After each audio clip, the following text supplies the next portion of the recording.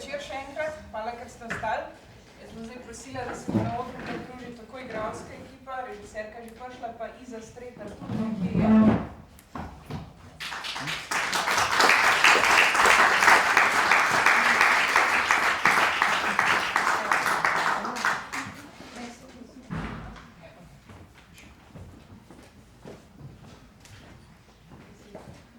Kratka introdukcija.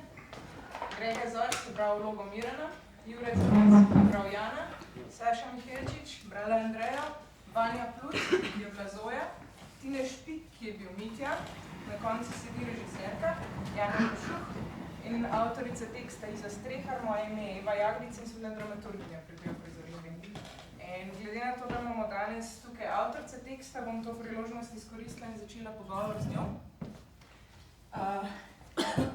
Iza, a Zojo čaka srečen konec? Ja.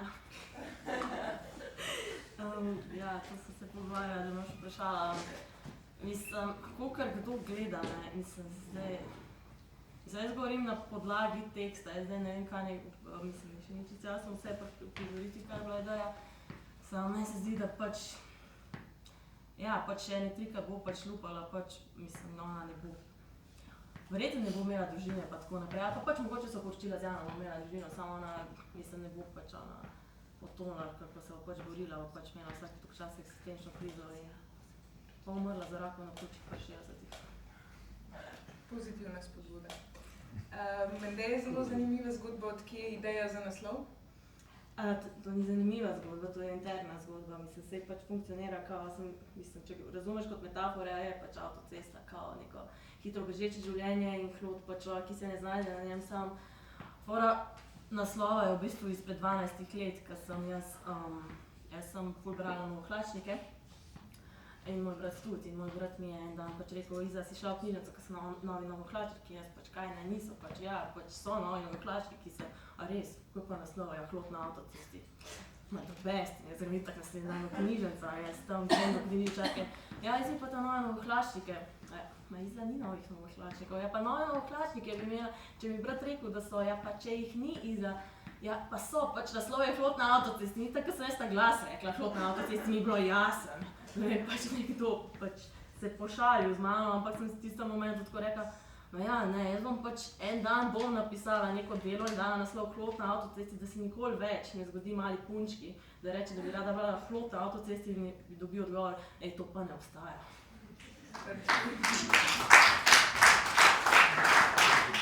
Rešuješ prihodne generacije.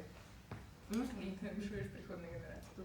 Glede na to, da je to tvoj prvi celovečerni tekst, se je bilo težko ločiti od njega, je bilo težko gledati, kaj smo tu naredili iz njega, ali... Ja, mislim, moja prva kriza je bila itak, kriza, ko sem videla pač igralsko zasedbo, ne sej. Nisem, prej sem, aki ti ne sam. Pač vsem sem jaz imela v glavi pač ljudi od 27 do 30 nekak in... Mislim, ne, da nobene zamere... We did our best, ne. To je pač sam šok začetni, ne. Hvala. Ni bilo mišljeno, ne samo. V drami starejši in mlajše igrajo, to je že kar nekaj. Ni bilo mišljeno, ne samo, mislim, pač ja, jaz sem to videla, ne bo, okej, pač, mislim, sej bo. Je kar je, ne, se bojo naredili, kar pač bojo naredili, ja, je pa pač vse težko ločiti od teksta, tako kaj en dojenček sam. Kaj češ?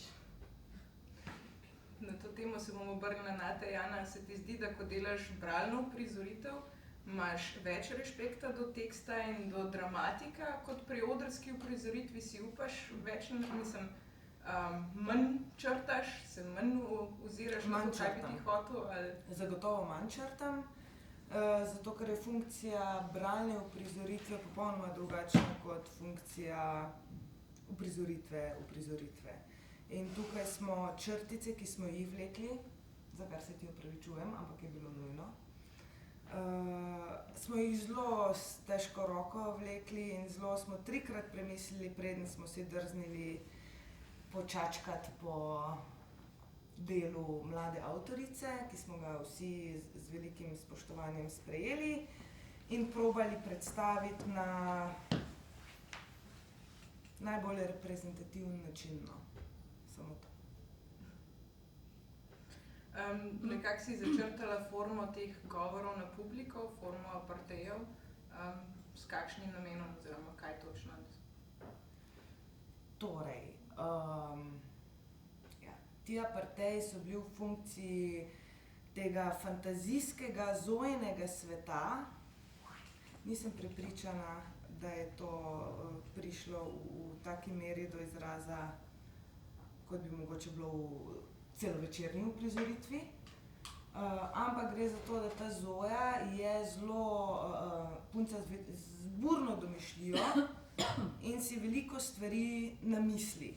Zato vsi ti prepiri, ki jih ima s svojim fantom. Ko sem jaz to prvič brala, sem imela občutek, da je to ta občutek, ko greš domov in si misliš, kaj vse bi moral reči. V situaciji dani pa tega ne rečeš. Zato smo imeli te aparteje, da je to malo s premislekom, malo z distanco. In tudi način igre, ki smo jo ubirali, ki so jo igralci ubirali, je bil z distanco, s komentarjem. Vse to je bil načrt, no. S temi aparteji naj bi tudi poudarili to notranji svet, pogovarjanje same s sabo ali kakorkoli bi to interpretirali. Zoja cel cajt hodi po nekem robu nekega mentalnega zdravja, spoznali smo tudi nekega neravno namišljenega prijatelja. Ja, točno to bom rekla. Ampak ali se ti zdi, da je to zdaj nekak simptom te generacije ali je to simptom časa, v katerem živimo, da imamo vsi nekje nekoga, s komer se pogovarjamo, kadar se ne znamo opreti na nekoga, ki ga res srečamo? Jaz težko odgovarjam za druge generacije, ker pripadam pač svoji generaciji. Mislim, opreti na nekoga, ne.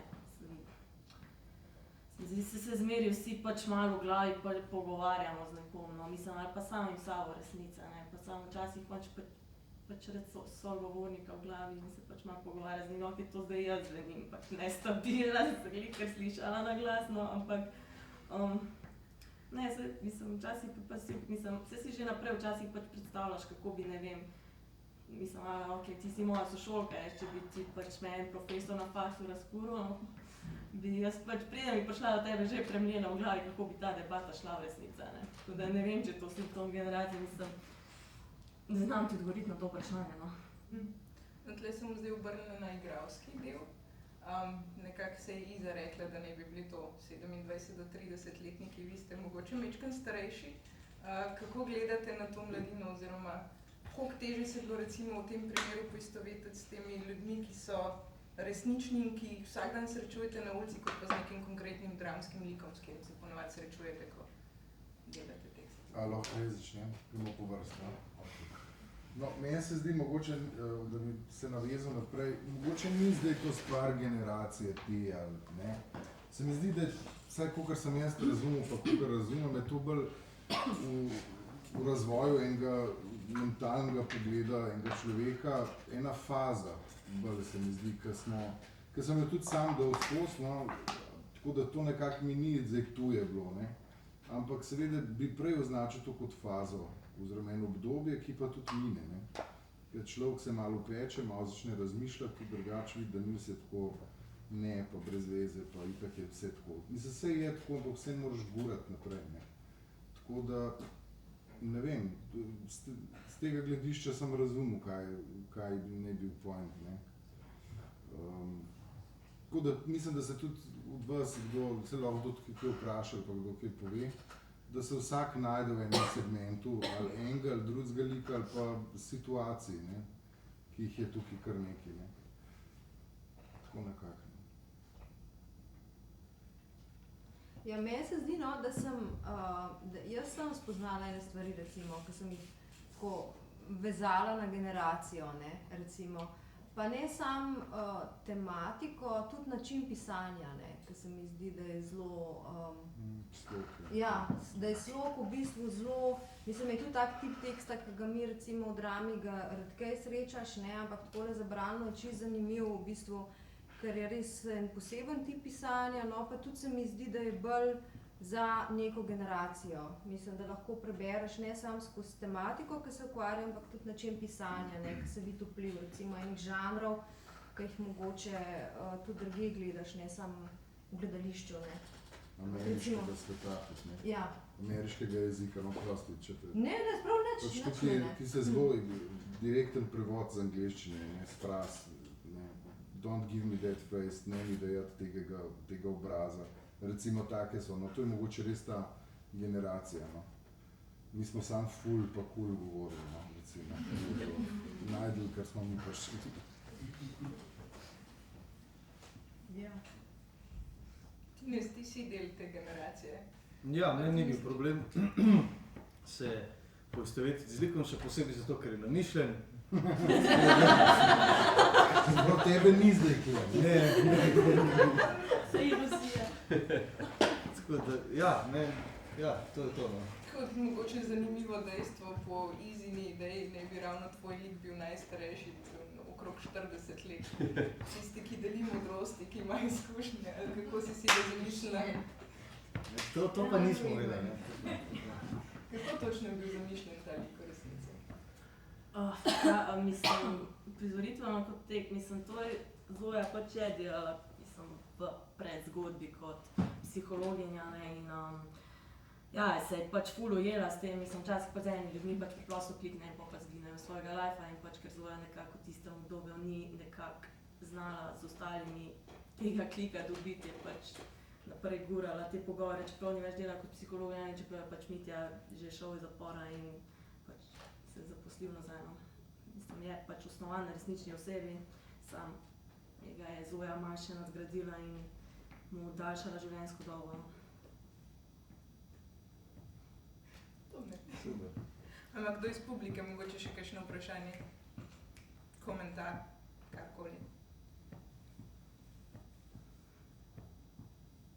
Potem na tej točki tudi jaz ne bom več gnjavila, gremo raje še kakšno reči o tem, kako se nam je zdelo. Se vam zahvaljujem in uživajte naprej. Hvala.